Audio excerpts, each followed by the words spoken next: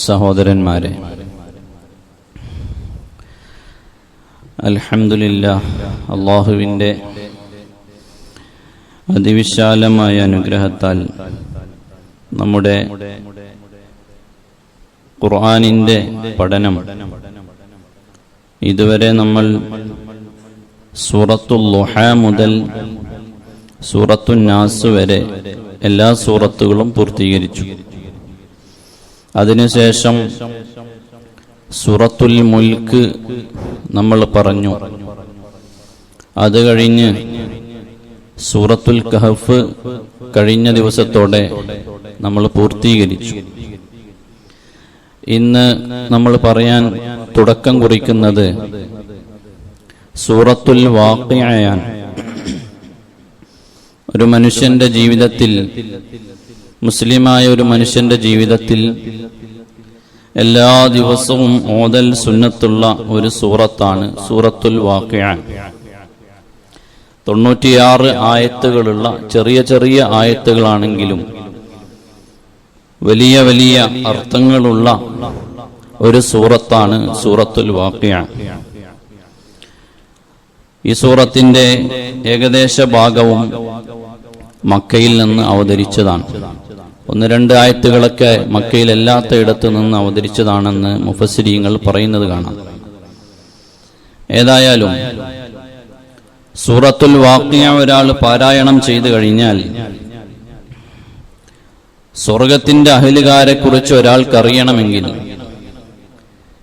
ദുനിയാവിന്റെ അഹ്ലുകാരെ കുറിച്ച് ഒരാൾക്കറിയണമെങ്കിൽ, ആഖിറത്തെക്കുറിച്ച് ഒരാൾക്കറിയണമെങ്കിൽ, ഇങ്ങനെ കുറെ വിഷയങ്ങൾ പറഞ്ഞ് മഹാന്മാര് പറഞ്ഞു, ഫൽയഖറ സൂറത്തുൽ വാഖിഅ, സൂറത്തുൽ വാഖിഅ പാരായണം ചെയ്താൽ അതിലെല്ലാം ഒതുങ്ങിയിട്ടുണ്ട് എന്ന്.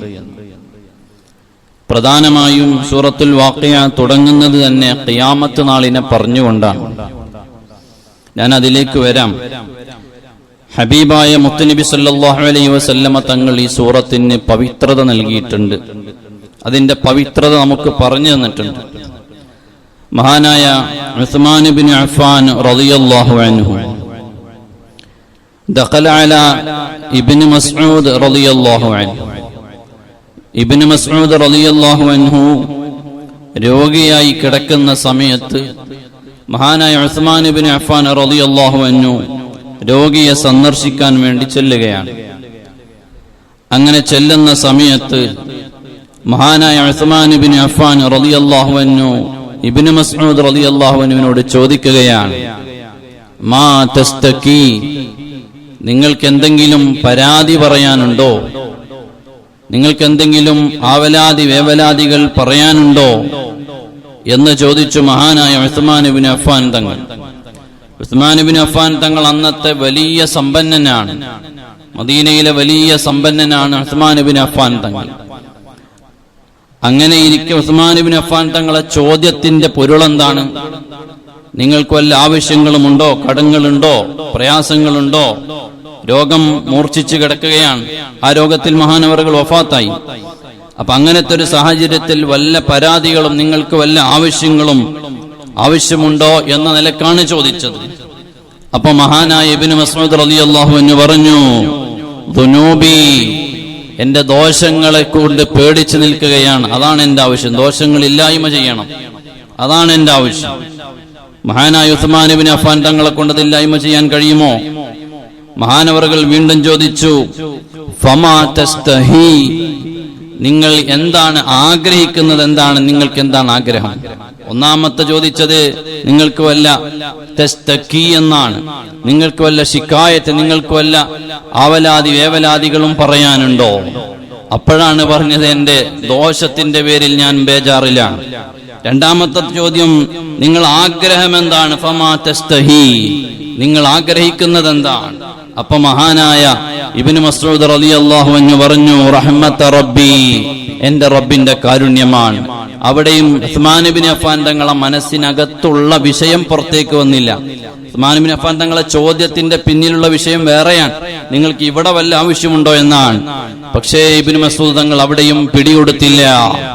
അടുത്ത ചോദ്യം ഉസ്മാൻ ഇബ്നു അഫ്ഫാൻ തങ്ങൾ ചോദിച്ചു, നിങ്ങൾക്ക് രോഗമാണല്ലോ, ഞാൻ ഡോക്ടറെ വിളിക്കട്ടെ, ചികിത്സിക്കാൻ വേണ്ടി നിങ്ങൾക്ക് ഡോക്ടറെ വിളിക്കട്ടെ എന്ന് ചോദിക്കുകയാണ്. അപ്പോഴതാ മഹാനായ ഇബ്നു മസ്ഊദ് തങ്ങൾ പറയുന്നു, എന്നെ ഡോക്ടർ തന്നെയാണ് രോഗിയാക്കിയത്. ഞാൻ നിങ്ങൾക്ക് രോഗമുണ്ട്, ഡോക്ടറെ വിളിക്കട്ടെ എന്ന് വെച്ചു.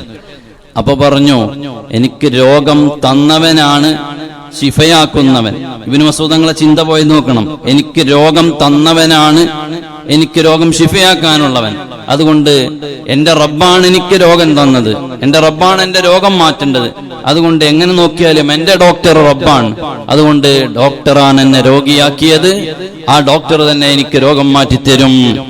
അപ്പോൾ മഹാനായ ഉസ്മാൻ ഇബ്നു അഫ്ഫാൻ തങ്ങള് ഇത് വല്ലാത്ത പരാജയമാണ്, തുറന്നങ്ങ് ചോദിച്ചു, നിങ്ങൾക്ക് വല്ല ആവശ്യമുണ്ടോ, പണം വല്ലതും തരട്ടെയോ എന്ന് ചോദിച്ചു. ഉടനെ മഹാനായ ഇബ്നു മസ്ഊദ് തങ്ങൾ പറഞ്ഞു, ലാ ഹാജത ലീ ഫീഹി, നിങ്ങളെ പണത്തിലേക്ക് എനിക്ക് ആവശ്യമില്ല. എന്റെ ജീവിതകാലത്ത് എന്റെ ശരീരത്തെ പിടിച്ചു കെട്ടിയിരിക്കുകയായിരുന്നു. എന്നാൽ എന്റെ മരണം വന്നപ്പോൾ ഞാൻ എന്റെ ശരീരത്തെ വിട്ടുകൊടുത്തിരിക്കുന്നു എന്റെ റബ്ബിന്റെ മുമ്പിലേക്ക്. ഇനി നിങ്ങളുടെ പണത്തിന് എനിക്ക് ആവശ്യമില്ല. അപ്പോൾ ഉസ്മാൻ ഇബ്നു അഫ്ഫാൻ തങ്ങൾ പറഞ്ഞു, നിങ്ങൾക്ക് പെൺമക്കളല്ലേ, നിങ്ങളെ കാലശേഷം അവർക്ക് ജീവിക്കണ്ടേ, അതുകൊണ്ട് ഞാൻ ചോദിച്ചതാണ്. നിങ്ങളെ പെൺമക്കളുടെ ജീവിതം, അവരുടെ ചെലവും പ്രയാസങ്ങളും ഓർത്ത് ഞാൻ ഭയപ്പെടുന്നുണ്ട്. അപ്പോൾ മഹാനായ ഇബ്നു മസ്ഊദ് തങ്ങൾ പറഞ്ഞു, ഇന്നി അമർതുഹുന്ന അയ്യഖറഅ സൂറത്തുൽ വാഖിയ, അവരോട് ഞാൻ സൂറത്തുൽ വാഖിയ കുല്ല ലൈലത്തിൻ, എല്ലാ രാത്രിയിലും സൂറത്തുൽ വാഖിയ ഓതാൻ പറഞ്ഞിട്ടുണ്ട്. ഇതിന് കാരണം എന്താണ്? ഫഇന്നി സമിഅതു റസൂലല്ലാഹി സ്വല്ലല്ലാഹു അലൈഹി വസല്ലം, നബി സ്വല്ലല്ലാഹു അലൈഹി വസല്ലം തങ്ങൾ പറയുന്നത് ഞാൻ കേട്ടിട്ടുണ്ട്. മൻ ഖറഅ സൂറത്തുൽ വാഖിയ കുല്ല ലൈലത്തിൻ, എല്ലാ രാത്രിയിലും ഒരാൾ സൂറത്തുൽ വാഖിയ പാരായണം ചെയ്താൽ ലം തുസിബഹു ഫാഖതൻ അബദാ, അവന് പ്രയാസം, ഒരു ദാരിദ്ര്യം കൊണ്ടും അവന്റെ ജീവിതത്തിൽ ഒരു പ്രയാസവും വരില്ല എന്ന് ഹബീബ് മുത്ത് റസൂലുള്ളാഹി സല്ലല്ലാഹു അലൈഹി വസല്ലം തങ്ങൾ പറയുന്നത് ഞാൻ കേട്ടിട്ടുണ്ട്. സ്വഹാബിയാണ്, രോഗിയായി കിടക്കുന്ന ഇബ്നു മസ്ഊദ് തങ്ങൾ. അപ്പൊ തങ്ങൾ പറയാം, ഞാൻ അങ്ങനെ തങ്ങൾ പറയുന്നത് കേട്ടിട്ടുണ്ട്, അത് മതി എനിക്ക്. നമ്മളോട് ചോദിച്ചാൽ അവിടെ വീടുണ്ടാക്കിയതിന് ലോൺ എടുത്ത കടമുണ്ട്, ഇവിടെ മകളെ കെട്ടിച്ച പ്രയാസമുണ്ട് എന്നൊക്കെയാണ് നമുക്ക് പറയാനുണ്ടാകുക. പക്ഷേ മഹാനായ ഇബ്നു മസ്ഊദ് തങ്ങൾ ഉറച്ചു നിന്നു ഹബീബായ മുത്ത് റസൂലുള്ളാഹി സ്വല്ലല്ലാഹു അലൈഹി വസല്ലം. അത് തവക്കുലിന്റെ അങ്ങേയറ്റാണ് കേട്ടോ. മഹാന്മാരെ വലിയ ഔലിയാക്കളാണ്, അവരെ തവക്കുൽ കൊണ്ട് പറഞ്ഞതാണ്. അപ്പൊ ഞാൻ പറഞ്ഞത്, സൂറത്തുൽ പവിത്രത ഈ ഹദീസിൽ നിന്ന് നമുക്ക് മനസ്സിലാക്കാനാകും. നമ്മുടെ എല്ലാ ജീവിതത്തിന്റെ നിഖില മേഖലകളിൽ നമുക്ക് പ്രയാസങ്ങളുണ്ട്. ആ പ്രയാസങ്ങളിൽ, ജോലി സ്ഥലങ്ങളിൽ സാമ്പത്തികമായി ദാരിദ്ര്യം നമുക്ക് എല്ലായിടങ്ങളിലും അനുഭവപ്പെടുന്നുണ്ട്. അത് മാറാൻ ദിവസത്തിൽ ഒരിക്കൽ നമ്മൾ സൂറത്തുൽ വാഖിയ പാരായണം ചെയ്യണം. അത് രാത്രിയിൽ ഏറ്റവും ഉത്തമം, ഇശാ മഗ്രിബിനിടയിൽ ഒന്നുകൂടെ നല്ലതാണ്. അപ്പൊ ആ സൂറത്തുൽ വാഖിയ നമ്മൾ നിത്യമാക്കണം. ആ സൂറത്തുൽ വാഖിയ വലിയ പവിത്രതയുള്ള സൂറത്താണ് എന്ന് ഹബീബായ മുത്ത് റസൂലുള്ളാഹി സല്ലല്ലാഹു അലൈഹി വസല്ലം തങ്ങൾ പഠിപ്പിക്കുന്നുണ്ട്. ഇനി നമ്മൾ സൂറത്തുൽ വാഖിയയിലേക്ക് വരാം. സൂറത്തുൽ വാഖിയ ഖിയാമത്ത് നാളിനെ കുറിച്ചാണ് ആദ്യം തന്നെ ഓർമ്മപ്പെടുത്തുന്നത്. ഈ സൂറത്ത് നമ്മൾ പറയുമ്പോൾ നമ്മൾ പറയും വരാനിരിക്കുന്ന ഒരു ഘട്ടമാണ്, അതിനെയാണ് ഖുർആൻ ഓർമ്മപ്പെടുത്തുന്നത്. ഖിയാമത്ത് നാൾ വരാനിരിക്കുന്നുണ്ട് എന്നതിൽ ആർക്കും സംശയമല്ല. എല്ലാവരും, എല്ലാ മതങ്ങളും പറഞ്ഞിട്ടുണ്ട് ലോകം അവസാനിക്കും എന്നതിൽ സംശയം ഒരു മതവും പറഞ്ഞിട്ടില്ല. എല്ലാ മതക്കാരും ലോകം അവസാനിക്കും, അവസാനം ഉണ്ട് എന്ന് പറഞ്ഞിട്ടുണ്ട്. അപ്പോ ഇത് വരാനിരിക്കുന്ന ഒരു സംഭവമാണ്. ഇതിനെ ഞങ്ങൾ ഒന്നിച്ചു നേരിടുമെന്ന് നമുക്ക് പറയാൻ കഴിയൂല. ഇവിടെ പ്രളയം വന്നു, അതിന് ഞങ്ങൾ ഒറ്റക്കെട്ടായി നിന്നു, ഞങ്ങൾ അതിജയിച്ചു എന്ന് നമ്മൾ പറഞ്ഞു. ഇവിടെ കൊറോണ വന്നു, ആ കൊറോണയെ ഞങ്ങൾ കരുതലോടെ നേരിട്ടു എന്ന് നമ്മൾ ഇപ്പോഴും വിളിച്ചു പറയുന്നു. ഒറ്റക്കെട്ടായി ഞങ്ങൾ ചെറുത്തുനിൽപ്പ് കൊണ്ട് ഞങ്ങൾ നേരിട്ടു. എന്നാൽ ഖിയാമത്ത് നാള് അതിനെ നമ്മൾ അങ്ങനെ നേരിട്ടു നമുക്ക് പറയാൻ പറ്റില്ല. ഈമാനികമായി നേരിടാൻ കഴിയും. ഈമാനുള്ളവനാണ് അവിടെ വിജയമുള്ളൂ. കൊറോണയെ നമ്മൾ ഒറ്റക്കെട്ടായി നേരിട്ടു, വാക്സിനുകളെ കൊണ്ട് നേരിട്ടതിന്റെ ഭവിഷ്യത്തുകൾ വന്നുകൊണ്ടിരിക്കുകയാണ്. എന്നാൽ ഇനി ഖിയാമത്ത് നാളിനെ ഈമാനുള്ളവനാണ് നേരിടാൻ പറ്റുന്നത്. അപ്പോ ആ ഖിയാമത്ത് നാളിനെ പറ്റി നമ്മൾ ഈ വിഷയത്തിൽ സൂറത്തിലേക്ക് വരുമ്പോ ചെറുതായിട്ട് നമ്മൾ മറ്റുള്ള ചില സൂറത്തുകളിലൂടെ ഒക്കെ ഒന്ന് കയറി ഇറങ്ങേണ്ടതുണ്ട്. കാരണം ഒന്നുകൂടെ വിശദമായി പറഞ്ഞ സൂറത്തുകളുണ്ട്. അപ്പൊ അതിന്റെ ചില ആയത്തുകളിലൂടെ ഒന്ന് കയറി ഇറങ്ങണം. ഇത് സംഭവിക്കുമെന്ന് ഉറപ്പുള്ള വിഷയങ്ങളാണ്. അള്ളാഹുവിന്റെ ഖുർആൻ പറഞ്ഞതിൽ സംശയമില്ല. ഖുർആനിന്റെ തുടക്കത്തിൽ തന്നെ കണ്ടില്ലേ, സൂറത്തുൽ ബഖറയിൽ അലിഫ് ലാം മീം ദാലികൽ കിതാബു ലാ റൈബ ഫീഹി ഹുദൽ ലിൽ മുത്തഖീൻ അല്ലദീന യുഅ്മിനൂന ബിൽ ഗൈബി വയുഖീമൂനസ് സ്വലാഹ്. അവിടെ തന്നെ ഉറപ്പിച്ചു, ദാലികൽ കിതാബു ലാ റൈബ ഫീഹി ഹുദൽ ലിൽ മുത്തഖീൻ. ഈ ഗ്രന്ഥത്തിൽ ഒരു സംശയവും ഇല്ല. ദാലികൽ കിതാബു ലാ റൈബ ഫീഹി ഹുദൽ ലിൽ മുത്തഖീൻ അല്ലദീന യുഅ്മിനൂന ബിൽ ഗൈബ്. അവിടെയാണ് അദൃശ്യമായ കാര്യങ്ങളെ കൊണ്ട് വിശ്വസിച്ചു. അതാണ്, ആ വിശ്വാസമാണ് ഏറ്റവും വലിയ വിശ്വാസം. ഖിയാമത്ത് നാൾ കണ്ടേ അംഗീകരിക്കൂ എന്നില്ല. പക്ഷെ എന്നാലും നമ്മൾ ചില സന്ദർഭങ്ങളിൽ ശാസ്ത്രവുമായി യോജിപ്പിക്കുന്നത് എന്തിനാണ്? ഒന്നും കൂടെ ഒരു എന്താ പറയാ, ഒരു സുഖം കിട്ടാനാണ്. അല്ലാതെ മുഅ്മിനിനെ സംബന്ധിച്ചിടത്തോളം ഇതിന്റെ ഒന്നും ആവശ്യമില്ല. അള്ളാഹുവിന്റെ വിശുദ്ധ ഖുർആൻ പറഞ്ഞാൽ ഇതിന്റെ ഒന്നും ആവശ്യമില്ല. ഖിയാമത്ത് നാൾ വരും. ഖിയാമത്ത് നാളിന്റെ ഓരോ ഭീതികരമായ അവസ്ഥകളെയും ഖുർആൻ വിശദീകരിക്കുന്നുണ്ട്. അതിലൊന്നും നമുക്ക് ആർക്കും സംശയമില്ല. പക്ഷെ എന്നാൽ അതിനൊക്കെ ഇത് വരും എന്നൊരു ഉറപ്പിനു വേണ്ടി ഞാൻ ചെറുതായിട്ട് നിങ്ങളെ സൂറത്തുൻ നഹ്ലിന്റെ ഒരു ആയത്തിലേക്ക് കൊണ്ടുപോവുകയാണ്. സൂറത്തുൻ നഹ്ൽ തേനീച്ചയെ കുറിച്ച് പറഞ്ഞു. അത് ചിലത് അല്ലാഹു തആല നേരത്തെ പറഞ്ഞു വെച്ചത് അതെല്ലാം സത്യമാണല്ലോ, അതെല്ലാം പുലർന്നതാണല്ലോ, ശാസ്ത്രം അതിന്റെ മുമ്പിൽ മുട്ടുകുത്തിയല്ലോ എന്നറിയുമ്പോൾ നമുക്കൊരു ആശ്വാസം ഉണ്ടാകും.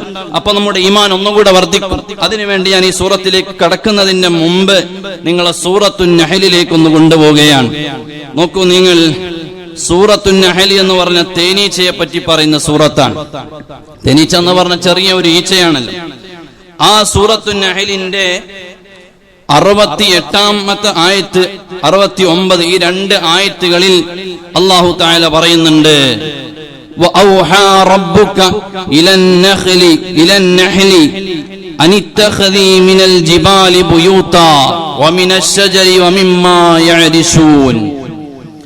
ഈ ആയത്തിൽ അല്ലാഹു തആല പറയാണ്, തേനീച്ചയോട് പറയാണ്, അല്ലാഹു തആല തേനീച്ചക്ക് ബോധനം നൽകി, വഹയ്യ് നൽകി എന്ന് വേണമെങ്കിൽ പറയാം. പരിഭാഷകളിൽ നോക്കിയ ബോധനം നൽകി. നമ്മൾ കഴിഞ്ഞ ദിവസം പറഞ്ഞു, പരിഭാഷയ്ക്ക് ഖുർആനിന്റെ പരിപൂർണമായ അർത്ഥം എഴുതാൻ കഴിയൂല. അതിനൊരു ഉദാഹരണമാണിത്.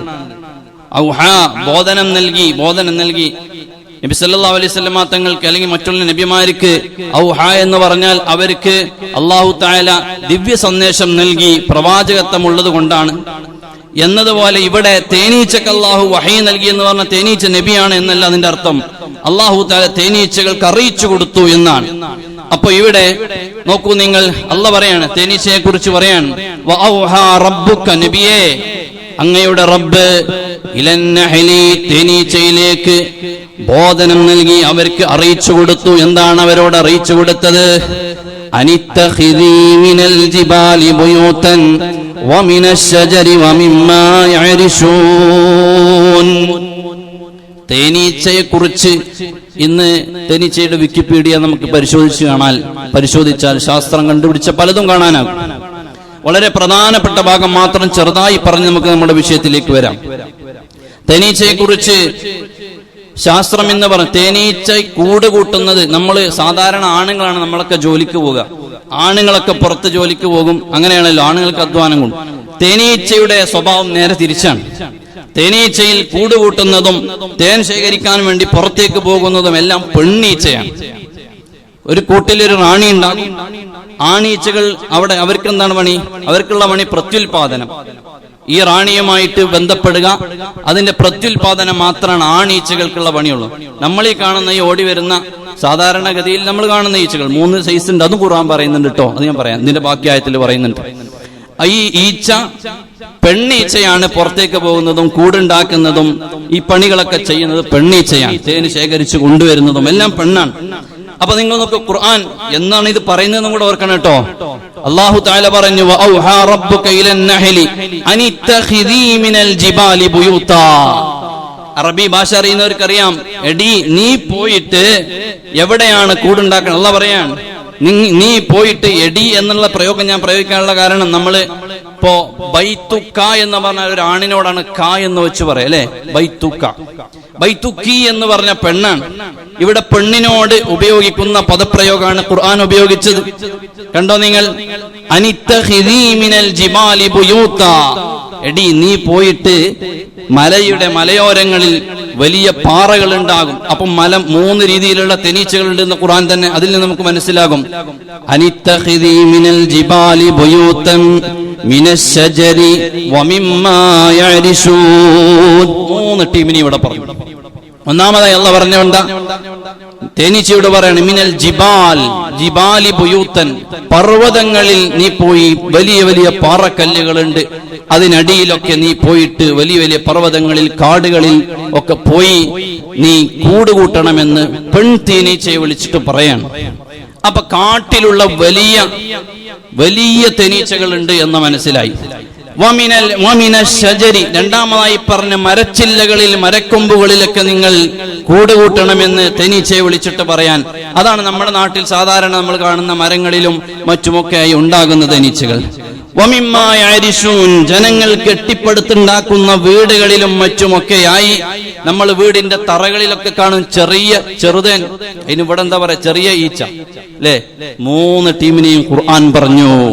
നോക്കൂ നിങ്ങൾ, അല്ലാഹു തആല ഇത് പറയുന്നത് എന്നാണ്, തേനീച്ചന്റെ കുത്ത് കിട്ടിയെടുത്ത് ഉയ്യാന്നല്ലാതെ തേനീച്ചനെ കുറിച്ച് അന്വേഷിക്കുക പോലും ചെയ്യാത്ത ഒരു കാലഘട്ടത്തിലാണ് അല്ലാഹുവിന്റെ ഹബീബ് റസൂലുള്ളാഹി സല്ലല്ലാഹു അലൈഹി വസല്ലമ തങ്ങൾ ഇത് പറഞ്ഞത്, അല്ലാഹുവിന്റെ ഖുർആൻ പറഞ്ഞത്. എന്നിട്ടോ അപ്പൊ 3 വിഭാഗം തേനീച്ചകളുണ്ട് പ്രധാനമായും എന്ന്. ഒന്ന് മലന്തേന്, നാട്ടിൽ സാധാരണ ഉണ്ടാകുന്ന ആ ഈച്ചകൾ, ആ തേന്. മൂന്നാമതായിട്ട് നമ്മുടെ വീടിന്റെ തറകളിലും മറ്റും അതിന്റെ ഹോളുകളിലൊക്കെ ഉള്ള ചെറിയ, നമുക്ക് വലിയ കുത്തൊന്നും വല്ലാതെ കിട്ടാത്ത തേനീച്ചുണ്ടല്ലോ, ചെറുത്, ആ തേൻ. ഇങ്ങനെ 3 വിഭാഗത്തെയും ഖുർആൻ പറഞ്ഞു. നോക്കൂ നിങ്ങൾ, അല്ലാഹു തആല പറഞ്ഞു വെച്ചത് വളരെയധികം ഭംഗിയായി ഇന്ന് ശാസ്ത്രം അതിനെ സംബന്ധിച്ചിരിക്കുകയാണ്. അതിനുശേഷം ഒന്നുകൂടെ നിങ്ങൾ നോക്കിക്കോ. സുമ്മ കുലി, അവിടെയും പെണ്ണിനോടാണ് സംബോധന. സുമ്മ കുലി, എന്നിട്ട് നീ പോയിട്ട് മിൻ കുല്ലി സമറാത്ത്, എല്ലാ ഫലങ്ങളിൽ നിന്നും പൂവുകളിൽ നിന്നുമൊക്കെ നീ തേനും പൂമ്പൊടിയുമൊക്കെ ശേഖരിക്കണം, അത് കഴിച്ചു കൊണ്ടുവരണം.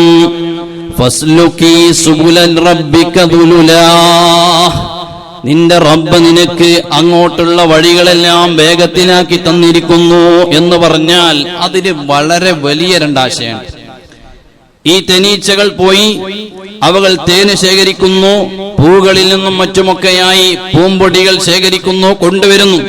അതും ഈ പെൺതേനീച്ചയുടെ വക്കുലി, പെണ്ണിനോടാ പറഞ്ഞ പെൺതേനീച്ചയുടെ പണിയാണെന്ന് മനസ്സിലായി. ഒന്നുകൂടെ കഴിഞ്ഞിട്ട് നിങ്ങൾ നോക്കൂ, അല്ലാഹു തആല പറയാണ്, ഫസ്ലുകി സുബുല റബ്ബിക്കി. റബ്ബിക്കി കണ്ടോ, ഞാൻ നേരത്തെ പറഞ്ഞു റബ്ബിക്കി എന്നാ പറഞ്ഞ, പെണ്ണായതുകൊണ്ട് റബ്ബിക്കി ദുലുലാ, നിന്റെ റബ്ബ് നിനക്കതിനുള്ള വഴികളെല്ലാം ഒരുക്കി ഭംഗിയാക്കി വേഗത്തിലാക്കി തന്നിരിക്കുന്നു. തേനീച്ച ഒരു പൂവിലെ തേൻ ശേഖരിക്കാൻ വേണ്ടി എത്രയോ അകലം വരെ പോകുമെന്നാണ്, എത്രയോ അകലം വരെ പോകും. പോയ വഴിയേ അത് തിരിച്ചു വരികയും ചെയ്യും. തേനീച്ചന്റെ ഒരു കഴിവാണ്. ഞാനിപ്പോ അങ്ങോട്ടൊന്നും വിശദമായിട്ട് കിടക്കുന്നില്ല, നമ്മളെ മെയിൻ വിഷയം അതല്ലാത്തത് കൊണ്ട്. അപ്പോൾ ഇവിടെ അല്ലാഹു തആല പറയുന്നു തേനീച്ചയോട്, നീ പൂവിൽ നിന്ന് നല്ല ഫലങ്ങളിൽ നിന്ന് തേൻ ശേഖരിക്കണം. എന്നിട്ടോ അങ്ങനെ വന്ന് യഖ്റുജു മിൻ ബുത്തൂനിഹാ ശറാബുൻ മുഖ്തലിഫുൻ അൽവാനുഹു ഫീഹി ശിഫാഉൻ ലിന്നാസ്.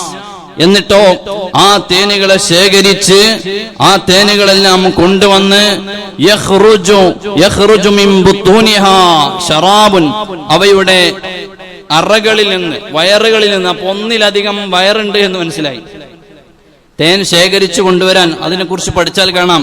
തേൻ പൂവിൽ നിന്ന് ശേഖരിച്ചു വെക്കാൻ അതിന്റെ പുറം ഭാഗത്ത് ഒരു അറയുണ്ട്. പുറം ഭാഗത്ത് എന്ന് പറഞ്ഞാൽ ആമാശയത്തിലേക്ക് എത്തുന്നതിന് മുമ്പ് ഒരു അറയുണ്ട്. പൂമ്പൊടി ശേഖരിച്ചു വെക്കാൻ അതിന്റെ കാൽഭാഗത്ത് ഒരു അറയുണ്ട്. ഇത് കൊണ്ടുവന്നിട്ട് ഇത് ഒമിറ്റ് ചെയ്യുകയാണ്, ഛർദിക്കുന്നത് പോലെയാണ്, അത് കൂട്ടിൽ വന്ന് ഛർദിക്കുന്നത് പോലെയാണ് ഈ തേൻ ഉണ്ടാക്കുന്നത് എന്ന് അതിന്റെ ശൈലികൾ പറയുന്നത് കാണാം. ഖുർആൻ പറഞ്ഞത് കണ്ടില്ലേ, നിന്റെ വയറുകളിൽ നിന്ന്. അപ്പൊ ഒരു തേനീച്ചക്ക് ഒന്നിലധികം അറകളുണ്ട് എന്ന് മനസ്സിലായി. നീ ആ വയറുകളിൽ നിന്ന് ആ മുഖ്തലിഫുൻ അൽവാനുഹു, വ്യത്യസ്ത നിറങ്ങളിലുള്ള ആ പാനീയം, ശറാബുൻ, അത് കുടിക്കാൻ പറ്റുന്ന പാനീയമാണ്. ആ പാനീയം നീ നിന്റെ കൂട്ടിൽ കൊണ്ടുവന്ന് വെക്കണം. ഫീഹി ശിഫാഉൽ ലിന്നാസ്, അതിൽ അല്ലാഹു തആല ജനങ്ങൾക്ക് ശിഫാ നൽകിയിട്ടുണ്ട് എന്ന് അല്ലാഹു പറഞ്ഞു. ഇപ്പൊ നമ്മൾ പറയും, എന്താ തേൻ കുടിച്ചിട്ട് ശിഫ കിട്ടാത്തേന്ന് അല്ലേ? ഖുർആൻ പറഞ്ഞത് എവിടെന്നാണ്, ഏത് തേനിലാണ് ശിഫ ഉണ്ട് എന്ന് പറഞ്ഞത്? എല്ലാ പൂകളിലും ഫലങ്ങളിലും, മിൻകുല്ലി സമറാത്ത്, തേനീച്ചയോട് പറഞ്ഞ എല്ലാ ഫലങ്ങളിലും പോയിട്ട് കൊണ്ടുവരാനാണ്. ഇന്ന് തേനീച്ചനെ വളർത്താൻ, എന്നിട്ട് വെല്ലം, ശർക്കര, പഞ്ചസാരൊക്കെ ഉരുക്കി കുഴച്ചോടെ വെച്ചു കൊടുക്കുകയാണ്. ഇതിൽ നിന്ന് എടുത്തിട്ട് ഇവിടെ കെമിക്കൽ ഇങ്ങോട്ട് എടുത്ത് ഇങ്ങോട്ടാണ്. അപ്പൊ അതിലെപ്പോ ശിഫ ഉണ്ടാകൂല. അല്ലാഹു തആല പറഞ്ഞ ശിഫ തേനീച്ചനെ സ്വതന്ത്രമായിട്ട് വിട്ടുകൊടുക്കണം. എന്നിട്ട് അങ്ങ് ദൂരെ പോയിട്ട് അത് പൂമ്പൊടികളും തേനുകളും ശേഖരിച്ചു കൊണ്ടുവരണം. നിങ്ങൾ നോക്കൂ, ആ കൂട്ടിൽ വന്നത് ഛർദിക്കും എന്ന് പറയുമ്പോ ആരും മടി വിചാരിക്കണ്ട. وخير لباسها نفثات دودي وخير شرابها قيء ضبابي. ഏറ്റവും നല്ല, നമ്മൾ ഏറ്റവും വലിയ വില കൊടുത്തു വാങ്ങുന്ന വസ്ത്രം പട്ടാണ്. ആ പട്ട് എവിടെ നിന്നാ കിട്ടിയത്? വഖൈറു ലിബാസിഹാ നഫസാതു ദൂദി, അതൊരു പുഴുവിന്റെ വിസർജ്യ വസ്തുവാണ് പട്ടുനൂല്. അതിനെ നമ്മൾ ഒരു മടിയും കൂടാതെ സ്വീകരിക്കുന്നുണ്ട്, വില കൊടുത്തു വാങ്ങുന്നുണ്ട്. വഖൈറു ശറാബിഹാ ഖൈഉ ളുബാബി, അതേ നമ്മൾ ഏറ്റവും പരിശുദ്ധമായി കാണുന്ന പാനീയം അത് തേനാണ്. ആ തേനോ ഖൈഉ ളുബാബി, ഒരു ഈച്ചയുടെ ഛർദിച്ച വിസർജ്യ വസ്തുവാണ്. അപ്പോ ഈ തേനീച്ചയുടെ ഒരു ഛർദിച്ച വിസർജ്യ വസ്തുവാണ് തേന് എന്നുള്ളത്. ഇവിടെ അല്ലാഹു സുബ്ഹാനഹു വ തആല എന്നാണ് ഇത് പറയുന്നത് നോക്കണം കേട്ടോ. ഇത്രയും കൃത്യമായിട്ട് ഒരു ഈച്ചയെ കുറിച്ച് വിശദമായി അല്ലാഹു തആല പറയാൻ അത്ഭുതമാണ്. ഇതെല്ലാം ഇന്ന് ഉണ്ട് എന്നും ഇത് നടക്കുന്നുണ്ട് എന്നും ഇന്നത്തെ ശാസ്ത്രം വെച്ച് നോക്കിയാൽ നമുക്ക് ശരിവെക്കാൻ പറ്റും. ഖുർആൻ അതിന്റെ ആവശ്യമില്ല. എന്നാലും ഒന്നുകൂടെ ഒരു ആശ്വാസത്തിന് നോക്കിയാൽ ഈ ആയത്ത് ഞാൻ ആദ്യം മുമ്പിൽ വെക്കുകയാണ്. ഉണ്ട് എന്ന് ഉറപ്പ് വന്നു. ഇനി ഞാൻ നമ്മുടെ സൂറത്തിലേക്ക് വരികയാണ്, സൂറത്തുൽ വാഖിയയിലേക്ക്.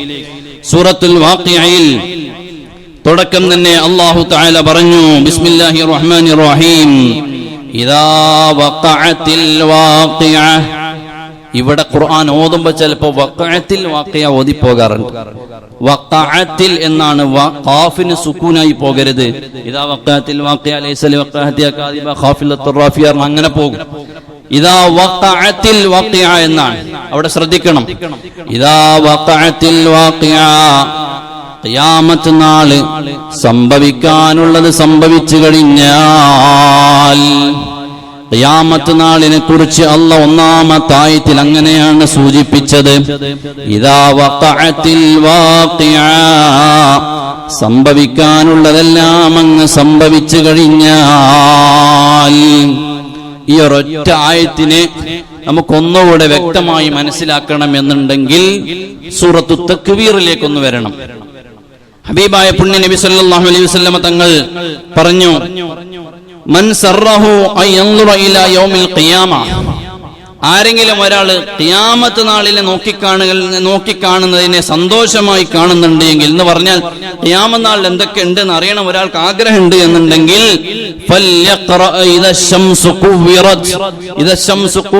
എന്നുള്ള ഈ സൂറത്തു തക്വീർ അവൻ പാരായണം ചെയ്യട്ടെ എന്ന് ഹബീബ് മുത്ത് റസൂലുള്ളാഹി സല്ലല്ലാഹു അലൈഹി വസല്ലം. അപ്പൊ ഖിയാമത്ത് നാളിന്റെ കൃത്യമായ ഒരു രൂപം സൂറത്തു തക്വീറിൽ ഉണ്ട് എന്ന് മനസ്സിലായി. അതിന്റെ തുടക്കത്തിൽ ആ ഒരൊറ്റ ആയത്തിന് വേണ്ടി, ഇദാ വഖഅത്തിൽ വാഖിയ എന്ന് പറഞ്ഞ ഒരു ആയത്തിന് വേണ്ടി അതിന്റെ രൂപം ഞാൻ ഈ സൂറത്തു തക്വീറിന്റെ തുടക്കത്തിലെ കുറച്ച് ആയത്ത് ഞാൻ ഇവിടെ ഓതാം.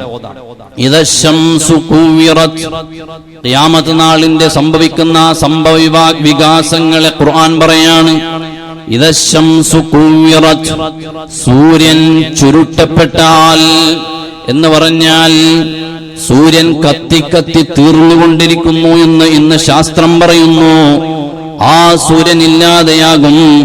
അങ്ങനെയുള്ള ഒരു സാഹചര്യം വന്നു ചേർന്നാൽ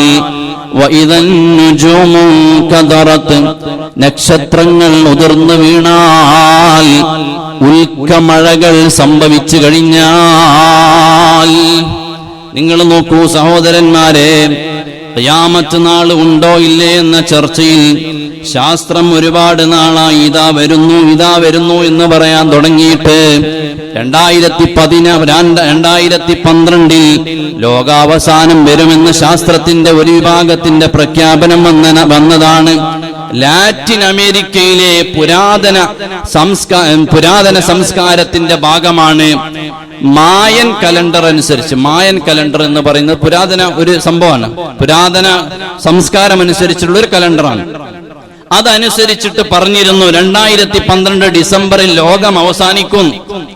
വളരെയധികമായി വാർത്ത വളരെയധികം പരസ്യപ്പെട്ടിരുന്നു. പക്ഷേ ഖിയാമത്ത് നാൾ ഉണ്ടായിട്ടില്ല. പിന്നെ ബ്രിട്ടനിലെ ഒരു സംഘം ശാസ്ത്രജ്ഞന്മാർ അവർ കണ്ടെത്തിയത് എന്താണ്? ഭൂമിയുടെ ചുറ്റുഭാഗത്തും വളരെയധികം അപകടകാരിയായ ഒരു ഗ്രഹം ഭൂമിയെ ലക്ഷ്യമാക്കി നീങ്ങിക്കൊണ്ടിരിക്കുന്നുണ്ട്. 1950 അത് കണ്ടെത്തിയത്. അതുകൊണ്ട് തന്നെ 1950D എന്നാണ് അതിനെ പേരിട്ട് വിളിക്കുന്നത്. അപ്പൊ 1950D ആ പേരിൽ അറിയപ്പെടുന്ന ആ ഒരു ഗ്രഹം ഭൂമിയെ വലയം ചെയ്തുകൊണ്ടിരിക്കുന്നു, അപകടകാരിയാണ്. ആ ഗ്രഹം വന്ന് ഭൂമിയിൽ ഇടിച്ചു കഴിഞ്ഞാൽ എല്ലാം തകർന്നു പോകുമെന്നാണ് ശാസ്ത്രം പറയുന്നത്. ആ ഗ്രഹം നിലവിലെ വേഗത വളരെയധികം വേഗതയാണ്. ആ നിലവിലെ വേഗത വെച്ച് നോക്കിയപ്പോൾ 2880 മാർച്ച് 16 ഇത് ഭൂമിയിൽ വന്ന് ഇടിക്കും. അന്ന് ലോകം അവസാനിക്കും. ഖിയാമത്ത് നാളിന്റെ ഡേറ്റും പറഞ്ഞു. അത് ശാസ്ത്രം പറഞ്ഞതാണ് കേട്ടോ, അള്ളാഹുവിന്റെ റസൂൽ അത് പഠിപ്പിച്ചിട്ടില്ല. അപ്പൊ ഞാൻ പറയണേ, ഒരു ധാരണ വെച്ചിട്ട് ഇവർ പറഞ്ഞതാണ്. അപ്പൊ നിങ്ങൾ നോക്കൂ, ഈ ഗ്രഹത്തിന്റെ സ്പീഡ് എത്രയാണ്? വളരെയധികം സ്പീഡുള്ള ഗ്രഹമാണിത്. ഒരു സെക്കൻഡിൽ 15 കിലോമീറ്റർ ആണ് ഇത് സഞ്ചരിക്കുന്നത്. ഈ ഗ്രഹം, ഭൂമിയെ വലയം ചെയ്യുന്ന ഈ ഒരു ഗ്രഹം ഒരു സെക്കൻഡിൽ 15 കിലോമീറ്റർ സഞ്ചരിക്കുമെന്നാണ്. 1950 ഇത് കണ്ടെത്തി. 17 ദിവസം കഴിഞ്ഞപ്പോ പിന്നെ ഈ ഗ്രഹത്തിനെ കാണാനില്ല. എങ്ങനെ പിന്തുടരാൻ കഴിയാ? ഒരു സെക്കൻഡിൽ 15 കിലോമീറ്റർ ഒക്കെ പോവുകയാണെങ്കിൽ 17 ദിവസം കഴിഞ്ഞപ്പോ ഈ ഗ്രഹത്തിനെ കാണാനില്ല. പിന്നെ ഇത് പൊങ്ങണത് എപ്പോഴാ? 2000-ലാണ്. പിന്നെ വീണ്ടും ഇതിനെ കാണാൻ 2000 ഡിസംബറിലാണ് ഇതിനെ കാണുന്നത്. അങ്ങനെ പിന്നെ വിലയിരുത്തിയതാണ് 2880 മാർച്ച് 16 അത് ഭൂമിയിൽ വന്ന് പതിക്കുമെന്ന് പിന്നീടാണ് അത് വിലയിരുത്തിയത്. നിങ്ങൾ നോക്കൂ, അപ്പോ അത് പതിക്കുന്നതിന് മുമ്പ് നശിപ്പിക്കാൻ വേണ്ടിയുള്ള ശ്രമം നടത്തുന്നുണ്ടെന്നും കൂടെയാണ് ശാസ്ത്രം പറയുന്നത്. ഏതായാലും നിങ്ങൾ നോക്കൂ, നമ്മളിപ്പോ നേരത്തെ ഖുർആനിൽ പറഞ്ഞു, നക്ഷത്രങ്ങൾ ഖിയാമത്ത് നാൾ ഉണ്ടാകുന്നത് എങ്ങനെയാണ്? ഗ്രഹങ്ങൾ, നക്ഷത്രങ്ങൾ ഉൽക്കവർഷം നടന്ന് ഭൂമിയിലേക്ക് പതിച്ചു കഴിഞ്ഞാൽ, ഉൽക്കവർഷം നടന്നിട്ടുണ്ട്.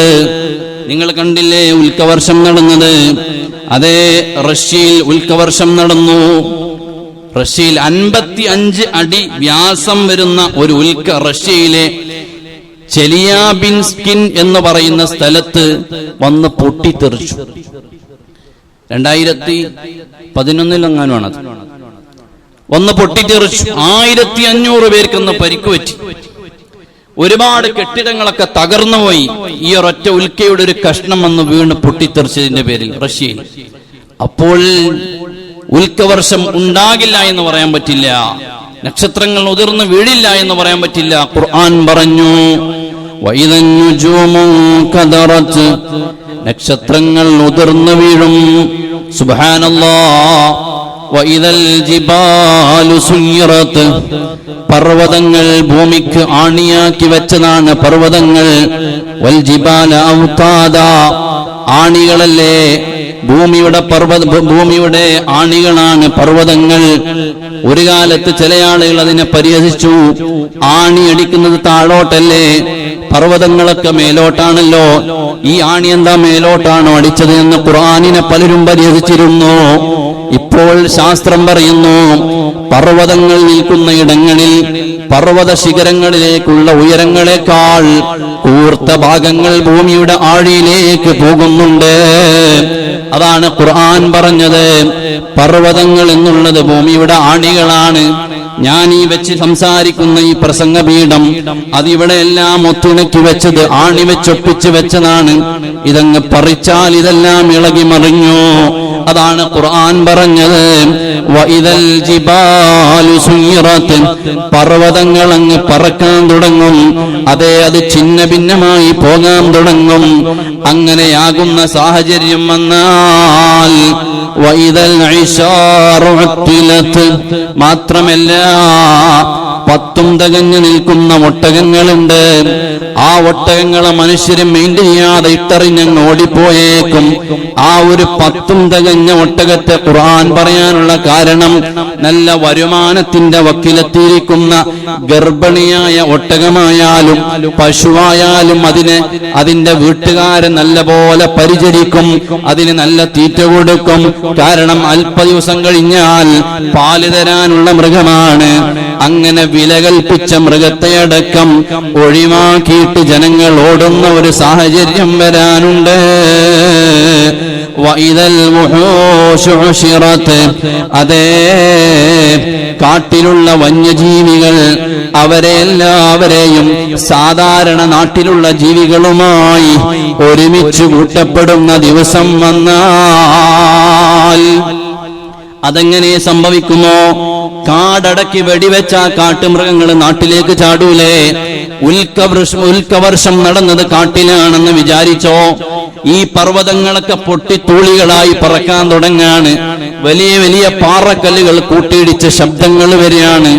ഇങ്ങനെയുള്ള ഒരു അന്തരീക്ഷത്തിൽ കാട്ടാന വന്ന് നമ്മുടെ വീട്ടിന്റെ മുമ്പിൽ നിന്നാലും, സിംഹം വന്ന് നമ്മുടെ അടുത്ത് നിന്നാലും, ചെന്നായ വന്ന് ആട്ടിൻകൂടിന്റെ മുമ്പിൽ വന്ന് നിന്നാലും ഒരാളും ഒരാളെയും മെയിൻറ്റെയിൻ ചെയ്യുന്നില്ല. അതാണ് ഖുർആൻ പറഞ്ഞത്. അതേ, വൈദൽ വുഹൂശു ഹുശിറത്, വന്യമൃഗങ്ങളെ ഒരുമിച്ച് കൂട്ടപ്പെടുന്ന ഒരു ദിവസം വന്നാൽ അങ്ങോട്ടും ഇങ്ങോട്ടും ആക്രമിക്കണമെന്ന ചിന്തയില്ല, ഇതെന്റെ ഭക്ഷണമാണെന്ന ചിന്തയില്ല. എല്ലാവരും ശത്രുവും മിത്രവും ഒന്നിച്ചു നിൽക്കുന്ന സമയമാണ്. വഇദൽ ബിഹാറു സുജ്ജിറത്, സുബ്ഹാനല്ലാഹ്, നമ്മൾ തീപിടുത്തമുണ്ടായാൽ നമ്മുടെ നാട്ടിൽ ഫയർഫോഴ്സ് വരുന്നുണ്ട്. ഫയർഫോഴ്സ് വന്നിട്ട് തീയണക്കാൻ ഉപയോഗിക്കുന്നത് വെള്ളമാണെങ്കിൽ ആ വെള്ളം ഏറ്റവും കൂടുതൽ ഭൂമിയുടെ 71% വെള്ളം നിൽക്കുന്നത് ആ വെള്ളത്തിൽ ഏറ്റവും കൂടുതൽ കടലിലാണെങ്കിൽ കടല് തന്നെ നിന്ന് കത്തുകയാണ്.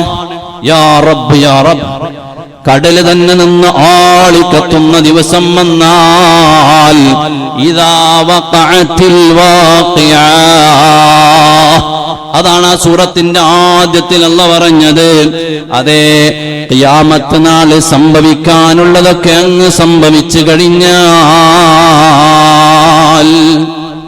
അങ്ങനെ സംഭവിച്ചു കഴിഞ്ഞാലോ ലൈസ ലിവഖഅതിഹാ കാദിബാ, അതേ, അന്നത്തെ ദിവസം കളവാണെന്ന് കളവാക്കാൻ ഒരാൾക്കും പറ്റൂല. ഒരാളും ആ സംഭവങ്ങൾ കളവാണെന്ന് പറയുകയുമില്ല. അങ്ങനത്തെ രീതിയിലല്ലേ ഖിയാമത്ത് നാളിന്റെ സംഭവങ്ങൾ വരുന്നത്. ഖാഫിലത്തുർ റാഫിഅ, ഖാഫിലത്തുർ റാഫിഅ, അന്നത്തെ ദിവസം കുറെ ആളുകൾ താഴ്ന്ന കിടക്കാരാണ്. എന്ന് പറഞ്ഞാൽ അള്ളാഹുവിനെ അനുസരിക്കാതെ ജീവിച്ചതിന്റെ പേരിൽ അവരെല്ലാം നരകത്തിന്റെ അവകാശികളായി മാറുന്ന ആളുകൾ. ഒരു വിഭാഗം ആളുകൾ റാഫിഅ, അവര് സ്വർഗത്തിന്റെ അഹ്ലുകാരായി, അല്ലീങ്ങളായി, സ്വർഗത്തിന്റെ അഹ്ലുകാരായി ഉയരുന്ന ആളുകൾ. ഖാഫിലത്തുർ റാഫിഅ എന്നുള്ള ആയത്ത് മാത്രം പറയുകയാണെങ്കിൽ കുറച്ചും കൂടെ നമുക്ക് വിശദീകരിക്കാനുണ്ടാകും. ഇപ്പൊ 2 ആയത്തിൽ നമ്മൾ പറഞ്ഞിട്ടുള്ളൂ. ഖാഫിലത്തുർ റാഫിഅ എന്നുള്ള ആയത്തിന്റെ ഒരു മറുരൂപമാണ് സൂറത്തുൽ ഹൽ അത്താക ഹദീസുൽ ഗാഷിയ എന്നുള്ള നമ്മുടെ സൂറത്തില്ലേ, ആ സൂറത്ത് ഈ പറഞ്ഞ രണ്ട് വിഭാഗത്തെയും കുറിച്ച് തുടക്കത്തിൽ ഇങ്ങ് വിശദീകരിക്കുന്നുണ്ട്. അതിപ്പോൾ അതിലേക്ക് കടന്നാൽ ചിലപ്പോൾ അങ്ങുറേ പോകേണ്ടി വരും. അപ്പൊ ഇൻഷാ അള്ളാഹ് ഇപ്പം നമ്മൾ 2 ആയത്തെ പറഞ്ഞിട്ടുള്ളൂ. ഇതില് ഈ ആയത്തുകൾ ചെറിയ ചെറിയ ആയത്തുകളായതുകൊണ്ട് പഠിക്കാൻ സുഖാണ്, കാണാതെ പഠിക്കാൻ സുഖാണ്. ഈ സൂറത്തുൽ വാഖിയയുടെ നമ്മുടെ ക്ലാസ് കഴിയുമ്പോഴേക്കും സൂറത്തുൽ വാഖിയ നമുക്ക് കാണാതെ പഠിക്കണം. ചെറിയ കുറച്ച് ആയത്തുകൾ, ചെറിയ ചെറിയ ആയത്തുകൾ, ഓരോ ആഴ്ച ഗ്യാപ്പുണ്ട്, സുഖമായിട്ട് പഠിക്കാൻ പറ്റും. അപ്പൊ അതുകൊണ്ട് ഇദാ വഖഅത്തിൽ വാഖിഅ ലൈസ ലിവഖഅതിഹാ കാദിബ, ഈ 2 ആയത്താണ് ഇപ്പൊ നമ്മൾ പറഞ്ഞത്. അല്ലാഹു സുബ്ഹാനഹു വ തആല നമുക്ക് എല്ലാവർക്കും ഖൈർ നൽകും.